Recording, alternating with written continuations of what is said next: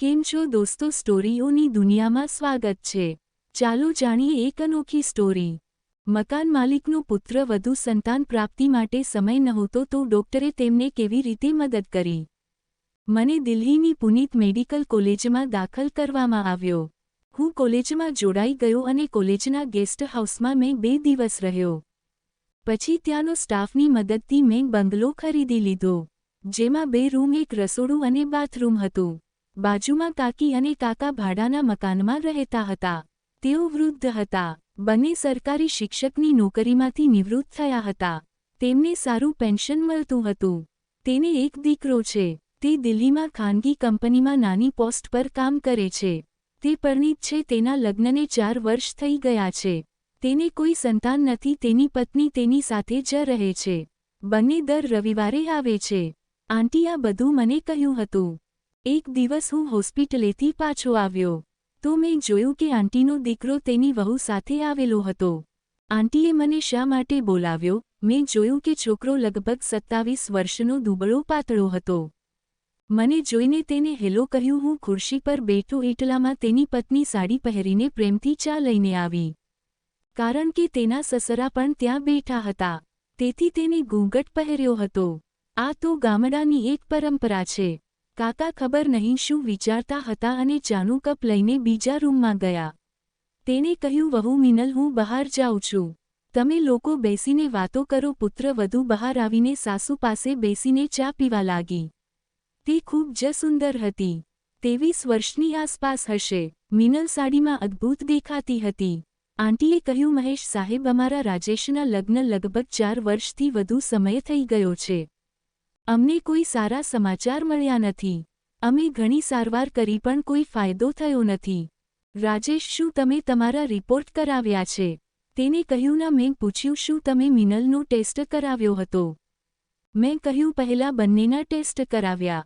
કાલે હોસ્પિટલમાં માં આવો, હું ટેસ્ટ લખીને લેબમાં કરાવી દઈશ।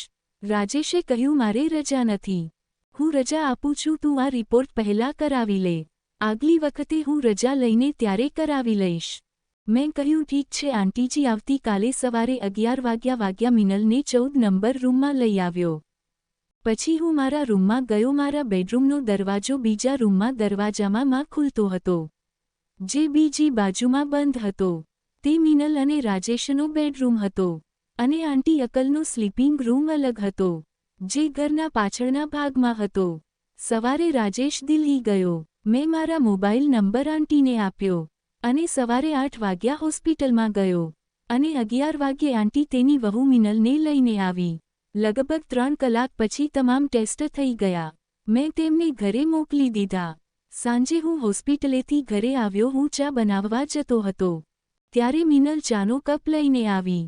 મેં કહ્યું, આની શું જરૂર છે? હું મારી જાતે ચા બનાવું છું।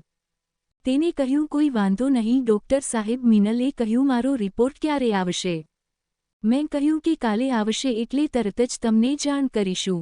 પછી રાતે લગભગ 1 વાગ્યા મેં મારા રૂમનો ટોપર ખુલવાનો અવાજ સાંભળ્યો। હું જાગી ગયો અને જોયું કે મિનલે તેના બેડરૂમમાંથી મારા બેડરૂમમાં પ્રવેશી હતી। મેં તેની તરફ જોયું અને તેણે મારા મોઢા પર હાથ મૂક્યું અને કહ્યું, ડૉક્ટર, મારે રિપોર્ટમાં કોઈ ખામી હશે તો મહેરબાની કરીને મારી સાસુને ને કહેશો નહીં, તો તે મને ઘરમાંથી કાઢી મૂકશે। સત્ય એ જ છે કે રાજેશ મને ખુશ કરી શકતો નથી, થોડીવાર પછી સૂઈ જાય છે। હું આ વાત કોઈને કહી શકતી નથી, પણ મને ખબર નથી કે હું તમારા પર કેમ વિશ્વાસ કરું। મને એવું લાગે છે કે તમે મારા પરિવારના છો, તે મેં કહીને મિનલ મારા પગે પડી અને મેં તેને મારા બંને હાથ પકડીને ઉપાડી લીધી। તેણીએ મને આલીન આપ્યું। તે રોજ સાંજે ચાલતી। અંકલ અને આંટીને મારા પર કોઈ શંકા નથી।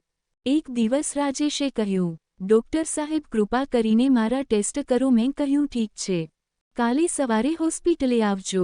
બીજા દિવસે તેને હોસ્પિટલ આવ્યા। મેં તેને ટેસ્ટ કરાયા।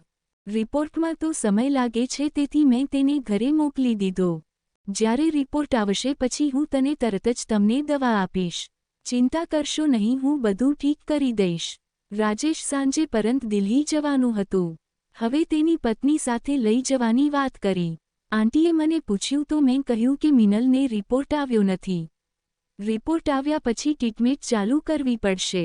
બાકી રાજેશ સમજી ગયો અને મિનલને રહેવા દીધી. 2 દિવસ વીતી ગયા. મિનલનો રિપોર્ટ આવ્યો, બધું જ નોર્મલ હતું. બસ રાજેશના કંઈક ખોટું હતું.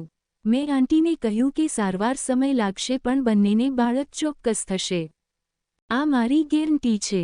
ઘરમાં બધા ખુશ હતા. મિનલ રાતે મારી પાસે આવીને બોલે, સાહેબ મારા રિપોર્ટમાં કંઈક ખોટું છે. મેં તેને કહ્યું હા, પણ હું જાણી જોઈને ખોટું બોલ્યો કારણ કે હું તને પ્રેમ કરવા માંગતો હતો. જો મેં તેમને સાચું કહું હોત તો કદાચ ના પાડતા. મેં કહ્યું આજે હું તને સ્વર્ગમાં લઈ જઈશ. મેં કહ્યું ના, હું કાલથી દવા શરૂ કરીશ. મને ખબર હતી કે જ્યારે હું સવારે હોસ્પિટલ જવા લાગ્યો ત્યારે મેં જોયું કે તે બીમાર દેખાતી રહી હતી. મેં આંટીને પૂછ્યું કે મિનલને શું થયું છે, પરંતુ આંટીએ કહ્યું કે તે લપસી ગઈ હતી. મને મોજ આવી ગઈ હતી. મેં કહ્યું હું દવા આપીશ. પછી હું મારા રૂમમાંથી ગોળીઓ લાવ્યો અને કહ્યું કે એક ડોઝ લઈ લેજે, સાંજે જ્યારે હું પાછો આવું ત્યારે બધું સારું હતું. પછી રાજેશ આવ્યો અને મને પૂછ્યું કે ડોક્ટર મારા રિપોર્ટમાં શું જવાબ મળ્યો. મેં રાજેશને કહ્યું કે થોડી તકલીફ છે, હું સારવાર શરૂ કરીશ. ઠીક થઈ જશે, થોડા સમય લાગતા પણ તું પિતા બનીશ. બસ હું તને જે દવા આપું છું તમે તે લેવાનું શરૂ કરો. મેં તેની ગોળીઓ આપી. સાંજે લ્યો. મિનલની 3 થી 4 દિવસ દૂર હતો. દવા લેતો રહો. મને ખબર હતી કે રાજેશમાં ઉપરણ છે. તે બાળકને જન્મ નહીં આપી શકે, પરંતુ આ ગોળીઓ તેની ઉપરણ દૂર કરશે અને આનાથી તે મારી સારવારમાં વિશ્વાસ કરશે. 2 દિવસ આમ જ વીતી ગયા. તેને ઇશારો કર્યો કે તે આજે રાતે મારી પાસે આવવાની છે. તે મને સવારે આપવા આવી હતી. પછી તેણીએ કહ્યું કે હું આજે રાતે આવીશ. આંટી અંકલનો મારો વિશે કોઈને શંકા નથી. તેઓ મને યોગ અને મદરૂપે લાગતા હતા. હું હોસ્પિટલે ગયો. સાંજે પાછો આવતો હું દવાખાનાની પેકેટ લઈ આવ્યો. જમ્યા પછી રાતે ટીવી જોતો સૂઈ ગયો. હું રાતે 1 વાગ્યે દરવાજો ખોલવાનો અવાજ સાંભળ્યો. હું જાગી ગયો અને જોયું કે મિનલે આજે કંઈક અદ્ભુત પહેર્યું છે. હું પાગલ થઈ ગયો હતો. તેણે કહ્યું કે ડોક્ટર સાહેબ સાચું કહું છું. ચોક્કસ મારો વિશ્વાસ બદલીશ. મેં કહ્યું આ બધી વાતો છોડ. પછી તેને કહ્યું ડોક્ટર સાહેબ પહેલાં મારા પ્રશ્નોનો યોગ જવાબ આપો. મેં તેને સ્પષ્ટ કહ્યું કે રાજેશ બાળક પેદા કરવા યોગ નથી. હું તમને મારી સાથે ગેરંટી સાથે સમસ્ત કરીશ. તમારે અને મારા સિવાય આ વિશે કોઈને ખબર નહીં પડે. તેને કહ્યું કે ડોક્ટર સાહેબ મારે બાળક જોઈએ છીએ. તેની આંખોમાં આંસુ આવી ગયા. મિનલ બેહોશ થઈ ગઈ. તેની ગરદન ફરી લટકતી જોઈને હું થોડીવાર માટે ડરી ગયો અને માથા પર પાણીના બોટલ છાંટી અને થોડીવાર પછી તેને હોશમાં આવી. મેં કહ્યું થોડીવાર સહન કરું, સારું થઈ જશે. ત્યાં સુધીમાં તેને થોડી રાહત થઈ ગઈ. મેં કહ્યું બસ થોડા સમયની વાત છે. પછી તેને થોડી ખુશ થઈ ગઈ. મને મારા ખોળામાં ઉઠાવીને તેના રૂમમાં છોડી દીધી. હું આજે 8 વાગ્યે જતો અને સવારે 6 વાગ્યે પાછું આવ્યો. આ ડ્યુટી 5 દિવસની હતી. મેં સવારે જોયું કે રાજેશ આજે જ આવ્યો હતો. પછી તેણે પૂછ્યું કે દવા મદદ કરશે કે નહીં. તેણે કહ્યું કે તે ખૂબ જ ફાયદાકારક છે. ડોક્ટર સાહેબને મેં પૂછ્યું કે તમે કેટલા દિવસથી રજા લીધી છે. તો તેણે કહ્યું ડોક્ટર સાહેબ રજા નથી, પગાર કશો જ કપાશે. હું 3 દિવસ રહી સમજી જ ગયું કે આ ગોળીઓથી અસર છે એ વિશે જાણતી નથી, જરૂર નથી. પણ મારી ડ્યુટીમાં 5 દિવસ થઈ ગયા છે. રાજેશ પણ 6થા દિવસે હોસ્પિટલ જવાની તૈયારીમાં હતો. ત્યારે મિનલ ચા લઈને આવીને કહ્યું કે હું રોજની જેમ સાંજે હોસ્પિટલમાં આવીશ.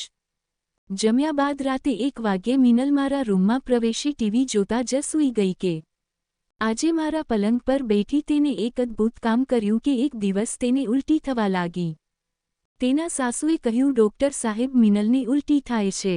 મેં સાસુ અને વહુને હોસ્પિટલમાં બોલાવ્યા. ગર્ભાશયથી પરીક્ષણને પુષ્ટિ કરી તો તે ગર્ભવતી છે, પરંતુ તેનો સમયગાળો પણ સમાપ્ત થયો ન હતો. આંટીના ઘરમાંથી ખુશીનો લહેર દોડી ગઈ. પછી તેને સારવાર બંધ કરી દીધી. 9 મહિના પછી તેને એક પુત્ર થયો. રાજેશ, મિનલ, આંટીને કાકા બધા ખુશ હતા. એક દિવસ આંટીએ કહ્યું ડોક્ટર સાહેબ તમારો ઉપકાર અમે જીવનભર ભૂલશો નહીં. બસ એક વધુ ઉપકાર કરો કે મારા ગામમાં મારા ભત્રીજાને ની વહુના લગ્નને 5 વર્ષ થઈ ગયા અને તેને સંતાન નથી. તેની પણ સારવાર કરો. તેથી મેં તેને કહ્યું કે તેમને અહીંયા બોલાવો. આવી જ વાર્તા સાંભળવા માટે ચેનલને સબસ્ક્રાઇબ કરજો મિત્રો. ધન્યવાદ. એલ.